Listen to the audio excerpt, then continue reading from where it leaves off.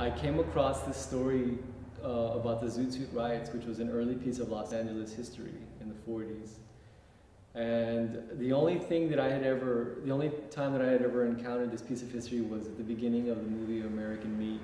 And the main character, Edward James Olmos, that's how he's born actually, is when a sailor rapes one of a Mexican-American woman during the Zoot Suit Riots. So I read this story and I thought, oh yeah, like, okay, I remember that movie, but I never really knew what it was about. And it was such a powerful story, it was such a tragic story. And it was such to me, it immediately struck me as another piece of erased American history. And I thought, man, this is something that's not in the textbooks. This is something that everybody should know about. So the Zoot Suit Riots was based in Los Angeles in the early 40s.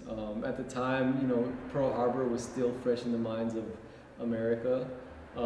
This is after the war. This is during the war. During the war, yeah. 42, 43 or whatever. And America had just rounded up, especially California, you know, had started rounding up the Japanese Americans, placing them in the internment camps.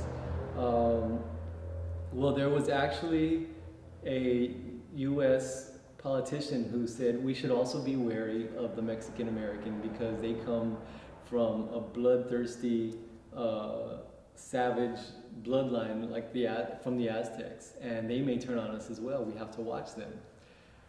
So the LA Times actually ran a headline on the front page that said that these Puchocos, now Puchoco was a sort of in a sense, it was it could be used also as a derogatory term, meaning like gangbanger or troublemaker. Or untouchable. You know? Yeah, exactly.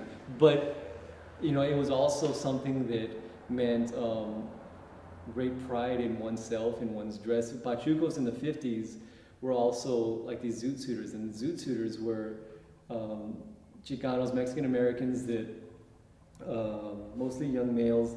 They took great pride in carrying their dress. I mean, they always looked like these snazzy sharp cats in their hats and their chains and the waist-high pants and their nice shoes. And so when the LA Times ran this headline, what was the headline? It said that Puchocos were causing this major crime wave that was sweeping the city. It was actually completely false, right?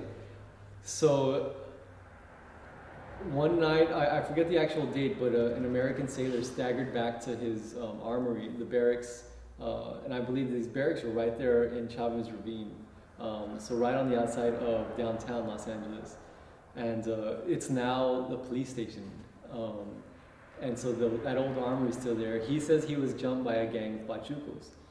About 200 U.S. servicemen armed themselves with bats, chains, fists, and jumped into some taxi cabs and poured into Main Street and all around in and throughout downtown, and eventually into Boyle Heights.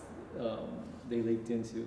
Any Zoot Suiter that came across their path, they immediately mobbed him, beat him, and did the ultimate form of humiliation for these young guys, and they stripped them of their clothes and